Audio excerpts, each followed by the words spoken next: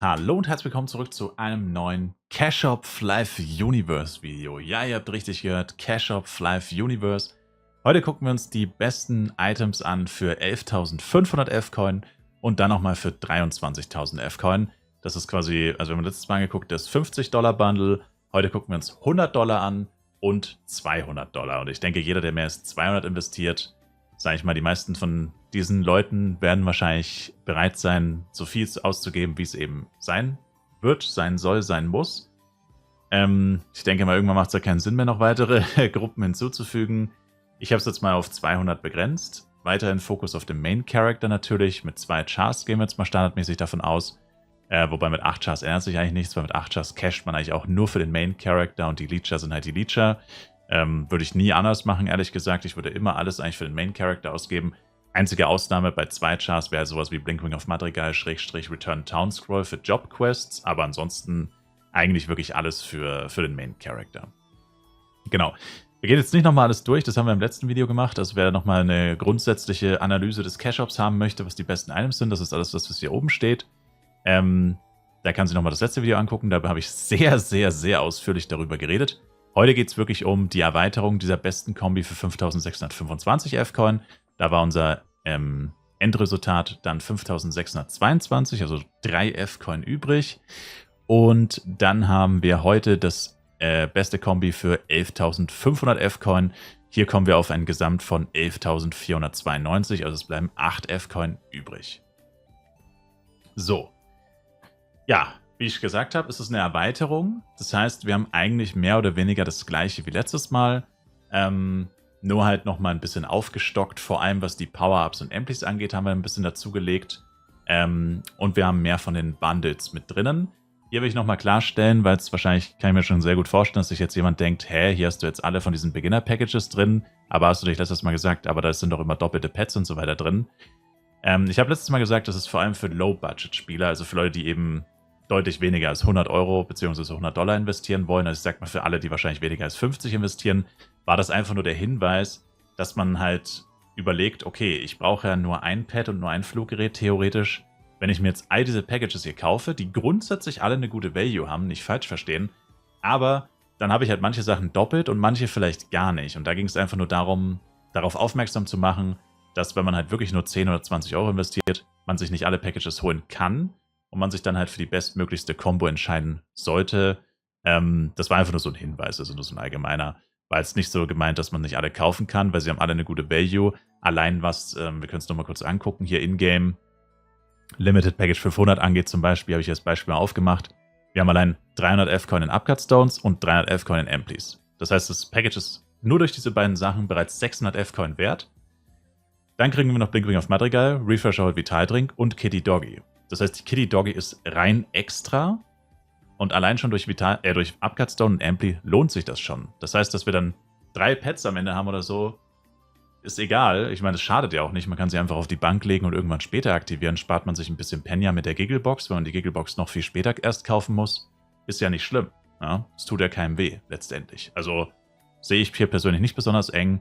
Das war, wie gesagt, letztes Mal wirklich nur der Hinweis für Leute, die halt wirklich ganz wenig Geld aufladen, dass man da vielleicht guckt oder einfach Bescheid weiß, Vorsicht, dass man da halt mehrere Sachen dann doppelt hat. Genau.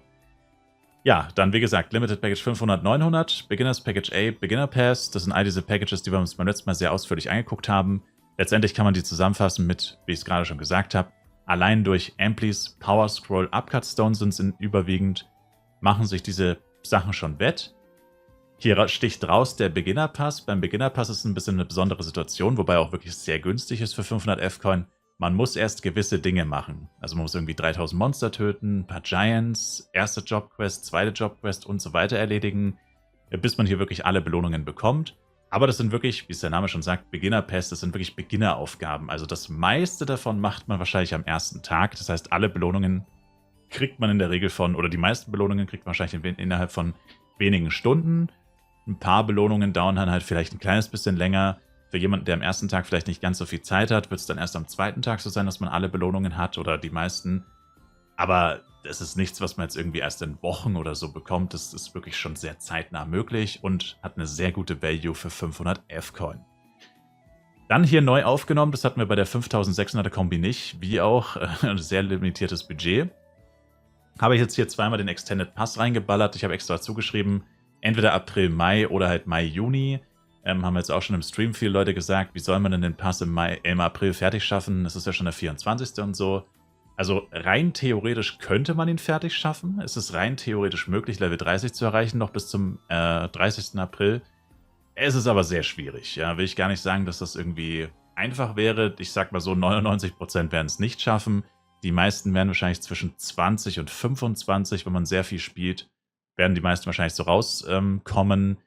Verstehe ich auf jeden Fall, wenn man ein begrenztes Budget hat. Ist nicht die beste Investition. Da würde ich mir dann tatsächlich auch lieber den Pass einmal für den Mai und einmal für den Juni kaufen. Battle Pass hat auch eine unfassbar gute Value.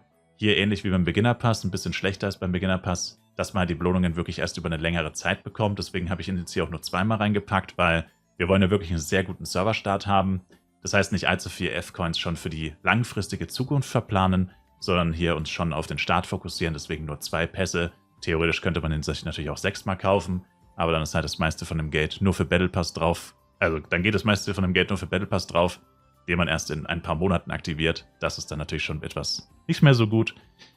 Trotzdem habe ich ja auch den Additional Connection Coupon reingepackt. Auch wieder, er hat eine extrem gute Value. Den kann man definitiv ausklammern und stattdessen vielleicht eine 7-Tage-FEC-Flask holen oder mehr Party-Scrolls oder was auch immer. Ich sag mal so, der wird hier wahrscheinlich am kritischsten beäugt von allen Beteiligten, die dieses Video hier gucken werden. Aber ich finde trotzdem, dass der eine sehr gute Value hat und er kostet in Anführungszeichen auch nur 1500 F-Coin und man kann sich halt jeden Tag darüber freuen, dass man weitere Belohnungen einfach so gratis bekommt.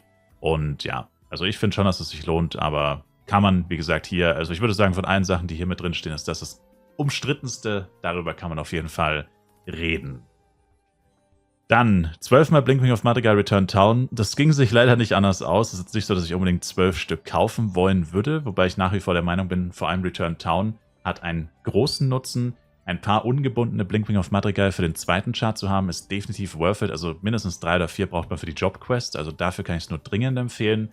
Und was übrig bleibt, kann man dann für zum Beispiel Return Town Scrolls benutzen, um beim Leveln mal kurz in die Stadt zurückzugehen, ein paar Set-Teile einzulagern, schnell einen Shop zu öffnen, Inventar zu lernen und sofort zum Spot zurückzukehren, ohne auch nur 1 Minute mit Laufen zu verschwenden.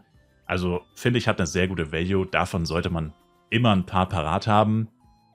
Teilweise kriegen wir Return Town oder Blinkwing of Madrigal schon aus den Packages, beziehungsweise Battle Pass, whatever. Aber ein paar mehr können nie schaden. Vor allem nicht, wenn sie ungebunden sind und man sie eben auch theoretisch dem zweiten Charakter geben kann. Wie schon gesagt, hat auch seinen Vorteil. Dann haben wir noch 50 Potions. 50 Potions entspricht 25 Stunden Power-Up-Zeit. Ist nicht allzu viel, aber es sollte uns durch die ersten paar Tage durchbringen. Also ich meine, 25 Stunden effektive Uptime von diesen Power-Ups ist doch recht viel, würde ich mal behaupten. Das würde ich sagen, ist vom effektiven Nutzen her wahrscheinlich ein bisschen weniger als die 3 Tage FEC-Flask und die 3 Tage Party-Scroll. Aber ja, 25 Stunden sollte uns hier gut durchbringen. Dann habe ich hier noch 4 extra Amplis aufgeschrieben. Amplis kann man eigentlich nie zu viele haben. Wir haben zwar schon einige durch die ganzen Packages und so weiter, aber lieber nochmal 4 mehr. Und durch Pre-Register haben wir auch schon 5 Stück, aber wie gesagt, da kann man auch wirklich nie zu viele haben. Hier nochmal 4 Amplis. Und dann habe ich unsere NPCs erweitert um den 5% Speed-NPC. Ich denke, wenn man 11.500 F-Coin hat, kann man ruhig 140, das ist literally 1%, dafür opfern, weil man damit wirklich ab Level 61, wenn man das Couple-Housing hat und das normale Housing, wirklich permanent 10% schneller läuft, ja, zusätzlich oder neben dem Speedset, oder selbst wenn man kein Speedset hat, hat man trotzdem 10% Speed-Bonus. Alle werden sich fragen, hä, der hat kein Speedset und läuft trotzdem so schnell. Ja, genau so schafft er das. Und ja, also ich denke, die NPCs haben generell eine sehr, sehr gute Value. Die sollten immer dabei sein. Vor allem im Doppelpack, wie gesagt, weil wir das Couple-Housing haben, dafür diese ersten 1600 F-Coin. Und ja, das wäre meine perfekte, beste Kombi für $100. Wie gesagt, das Einzige, was ich hier definitiv einsehe, dass wenn man ein bisschen drüber streiten kann, also Battle Pass auch zugegebenermaßen, Battle Pass für Mai, Juni ist jetzt auch schon ein bisschen langfristiger gedacht, nicht direkt für den Serverstart, aber muss halt sagen, wenn man 100 € ausgibt, beziehungsweise $100, will man halt schon das Bestmögliche kriegen. Und der Battle Pass ist schlicht und einfach das beste Item im Cash Shop, was die reine Value angeht. Leider halt nicht instant, aber trotzdem sind das 2400 F-Coin, die einem effektiv 15.000 wert sind oder wert sein sollten, oder sagen wir mal mindestens 10.000 wert sein sollten, diese 2400 F-Coin. Also man literally verdoppelt, verdreifacht, vervierfacht sein Geld, je nachdem wie man selber den Battle Pass bewertet. Wir können es uns wirklich nochmal kurz anschauen, den Premium Battle Pass, hier zieht euch das rein. 3x Additional Attendance Coupon, da können auch Amplis und so weiter drin sein. Wir haben Upcut Stones, wir haben Flask-Boxen, wir haben 2 Invi-Bags, 15 Tage, wir haben Amplis, wir haben noch mehr Amplis, wir haben Refresher-Holds etc. Wir haben Protects zusätzliche, wir haben zusätzliche noch mehr Protects, A-Products. Am Ende haben wir 10 Smating-Boxen, 6 Weapon Rerolls, also hier ist so viel Value drin. Allein die Sachen, die ich aufgezählt habe, sind mehr als 2400 F-Coin wert und das nur aus einem Battle Pass. Ihr kauft ihn euch ja doppelt, also es ist wirklich so unfassbar viel wert. Am Ende kriegt ihr dann noch für jedes zusätzliche Level von dem Battle Pass, was ihr erreicht, kriegt ihr dann immer noch einen Power, der ist 10 oder 12 Seen gebunden, den ihr zum Upgraden, zum Craften, zum was auch immer benutzen könnt. Also der Battle Pass hat so eine unfassbare Value, ihn sich gar nicht zu kaufen, halte ich persönlich halt wirklich für einen Fehler. Und Additional Connection Coupon, zugegebenermaßen, den könnte man weglassen und sich noch einen dritten Battle Pass dann in der Zukunft kaufen. Aber auch der Additional Connection Coupon hat wirklich auch eine sehr gute Value. Der ist auf U und Premium Gesamtanschluss zu finden. Auch hier ist es so, wir kriegen direkt an Tag 1 3 Flask-Boxen, 3 Potion-Boxen. Dann kriegen wir Cotton Candy, Grid Eel, Amplis, Upcut Stone. Das wiederholt sich dann letztendlich. Das ist immer 7 Tage, nach 7 Tagen wiederholt sich letztendlich. Kriegen wir immer wieder die gleichen Items, mehr oder weniger. Ein bisschen weicht man mittlerweile dann voneinander ab am Ende. Aber es ist wirklich auch sehr, sehr gut, muss man sagen. Also hat auch eine sehr gute Value. Aber hier könnte man, wie gesagt, ein bisschen flexibler sein. Ich habe es nur mal als Gedankenanstoß mit reingenommen. Diese 1500 F-Coin könnte man theoretisch auch anders verplanen. Genau. Und das war unser $100-Bundle. Und jetzt gucken wir uns noch das $200-Bundle an. Bei dem $200-Bundle ist es jetzt so, dass wir uns eigentlich alles kaufen können, was das Herz begehrt, kann man fast sagen. Hier habe ich jetzt auch ein bisschen natürlich schon langfristiger gedacht, also die Unterschiede mal kurz erklärt zu dem $100 oder auch $50-Bundle. Also kombinierte Schriftrolle der Gruppeneffekte würde ich hier dann auf jeden Fall, hier steht immer noch, achso, nee, genau, jetzt verwirre ich mich schon selber, 1 Tag, 7 Tage, also für 7 Tage die 1 Tage Scroll 7 Mal quasi, für 2100 F-Coin und FEC Flask auch 7 Tage, dann hat man wirklich die komplette erste Woche seine Ruhe, dann muss man nicht ganz so Triad-mäßig aufs Penya rushen, dass man sich zwingend nach 3 Tagen neue Party-Scroll, neue FEC Flask holen muss, ja, das fällt dann weg, also man hat dann eine Woche Zeit, was denke ich reichen sollte, um gut reinzukommen, vor allem mit diesem Startkapital, um sich dann die Sachen dann hoffentlich für Penya, für Drops zu holen, dass man nicht mehr zwingend cashen muss. Dann geht es weiter mit Limited Package. Das ist eigentlich genau das gleiche wie gerade eben. Sehr gute Value, sehr gute Items für sehr wenig Geld. Also ja, braucht man nicht drüber reden. Dadurch entfallen die Käufe für Pet und Fluggerät letztendlich. Extended Pass 6-mal habe ich jetzt hier mit reingenommen. April bis September. Hier, wie gesagt, den April könnte man weglassen und nur 5 kaufen. Und sich für den April-Pass stattdessen ein zweites Fluggerät für den Leecher kaufen oder so. Da ist man, sag ich mal, auch flexibel. Problem ist halt wirklich mit diesen Packages, dass die ganzen Items sehengebunden sind. Das heißt, man hat dann zwar 3 Fluggeräte, aber man kann es keins seinem Leecher geben. Das ist ein bisschen blöd. Also, wie gesagt, Additional Protection Coupon ist ja auch wieder drin. Könnte man auch wieder austauschen und dem Leecher dann noch ein Fluggerät kaufen. Ich finde das Fluggerät jetzt aber auch nicht allzu wichtig, weil man wird nicht so unfassbar viel Zeit mit Fliegen verbringen. Die meiste Zeit wird man am Grinden sein. Und dann außerdem haben wir ja wieder die Option hier mit Blinking of Madrigal, Call of Return Town. Also wenn man wirklich mal questet und extreme Distanzen zurücklegen muss, dann sollte man die einfach nutzen. Genau für solche Fälle hat man sie ja, um sich einfach sehr viel Zeit zu sparen. Und genau, also wie gesagt, Extended Battle Pass hier 5 oder 6 Mal. Die meisten würden wahrscheinlich eher 5 sagen. Ich habe es trotzdem mal mit 6 durchgerechnet. Und ja, wie gesagt, einfach unfassbare Value. Dieses 7200 F-Coin, die effektiv 20.000, 30.000 wert sein werden, das ist einfach nur insane.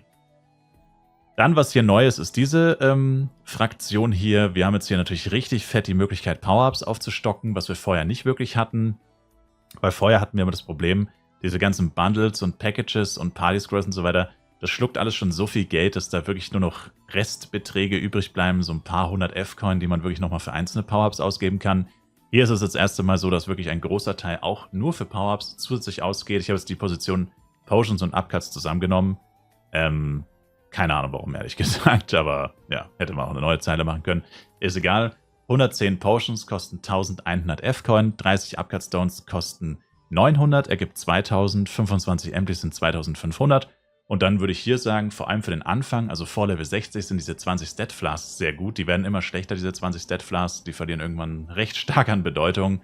Bei STR plus 20, In plus 20 hört sich zwar nice an auf dem Papier, aber diese Flasks sind tatsächlich relativ teuer. Also eine kostet 30 F-Coin, genauso viel wie ein Upcut Stone, und sie sind viel schlechter als ein Upcut Stone, was den effektiven Schaden, den sie uns geben, angeht. Deswegen habe ich mich bisher von denen wirklich ferngehalten. Aber jetzt, wie gesagt, haben wir ein größeres Budget und vor allem auf der Road to Level 60 im Early Game haben diese 20 Flat Stats nochmal einen höheren Stellenwert, ja. Und das sind nur 900 F-Coin. Ich denke, die kann man vertreten und hier noch ganz gut einbauen. Also hier auch könnte man nur 20 kaufen und nochmal 10 Upcuts mehr. Auch hier ist man sehr flexibel eigentlich, was das angeht, was die Power-Ups angeht. Wenn man da irgendwie einen besseren Gedanken oder einen anderen Gedanken hat, kann man das natürlich auch jederzeit machen. Aber hier stockt man einfach wirklich, wie gesagt, nochmal ein bisschen auf, dass man noch umso viel länger leveln kann. Ich meine, 25 Amplis entspricht 25 Stunden. Zusätzlich durch den ganzen Amplis, die wir aus den Packages und so weiter bekommen, plus vom Pre-Register. Also damit hat man schon mal garantiert, ich glaube, über 40 Stunden Amplis. Also da ist man erstmal eine Weile mit Leveln beschäftigt, bis die mal ausgehen sollten. Und hat aber auch wirklich viele Power-Ups, um diese Amplis bestmöglich zu nutzen. Eigentlich permanent mit Upcut Stone, mit Potions und so weiter. Also da hat man wirklich ein gutes Handwerkszeug, um hier richtig rein zu grinden für einige Tage. Ja, und dann bei den NPCs bin ich hochgegangen auf 15 Tage. Ich sag mal so, auch das könnte man wieder reduzieren auf 7 Tage erstmal. Wir haben ja die anderen beiden Sachen hier, Party Scrolls und FEC Flask, auch nur erstmal für 7 Tage. Wobei man dazu sagen muss, 7 Tage FEC Flask kostet 1000 F-Coin und all diese NPCs hier zusammen, mal 2 by the way, kosten auch nicht sehr viel mehr als 1000. Also die NPCs haben auch hier schon wirklich eine sehr, sehr gute Value. Und da hat man dann auch erstmal lange Zeit seine Ruhe. Was ich jetzt beim 100er Bundle noch nicht dazu gesagt habe, ist, dass diese NPCs ja auch nicht 24/7 laufen. Wenn man dran denkt, vor dem Offline-Gehen bzw. vor dem Schlafen-Gehen, sollte man immer die NPCs einfach offline nehmen.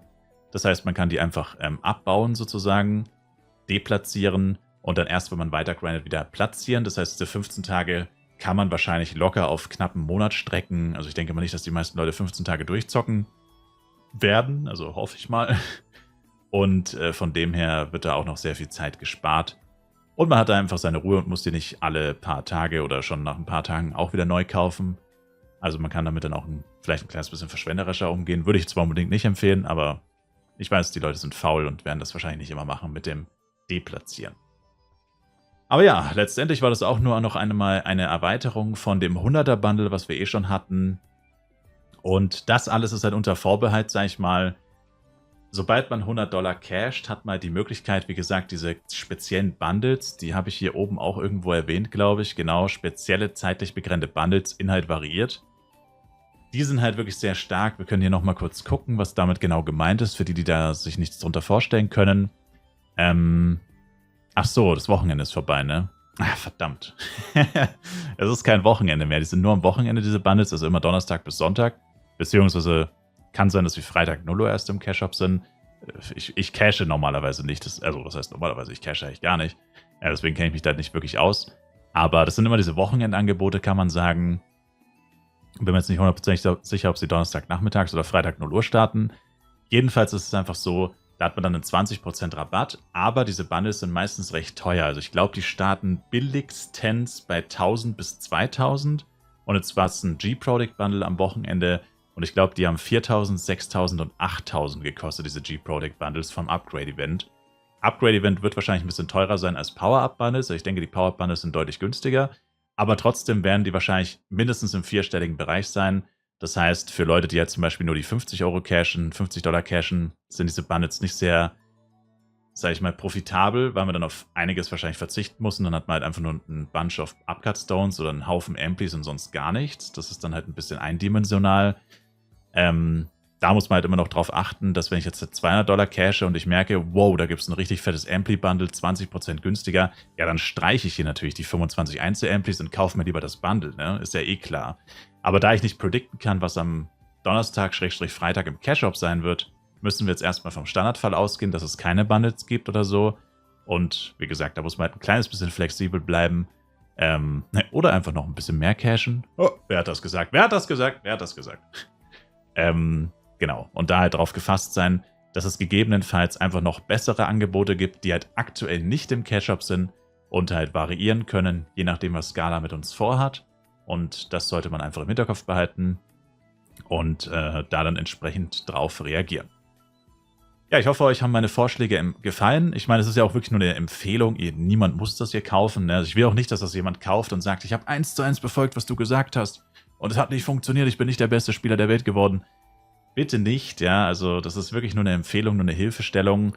Wenn ihr sagt, was will ich mit 5% Speed, schmeißt das raus, dann schmeißt es raus. Was will ich mit 20 Stat Flares, dann schmeißt sie raus. Was will ich mit Additional Connection Coupon, dann schmeißt sie raus. Das Einzige, was ich hier wirklich nicht rausschmeißen würde, egal wie viel man casht, ist das Couple Housing. Das hat, denke ich, langfristig eine insane Value, wenn man wirklich auf sehr lange Sicht denkt. Und ich sag mal so, für einen Serverstart ist das eigentlich nicht der Sinn, dass man auf sehr lange Sicht denkt. Aber wenn man wirklich nur vorhat, ein einziges Mal zu cashen, muss einem halt klar sein, dieses Item kann man sich niemals ergrinden. Das geht nicht. Du kannst dieses Item nicht grinden. Ich werde dieses Item niemals besitzen, weil es ein reines Cash-Up-Item ist.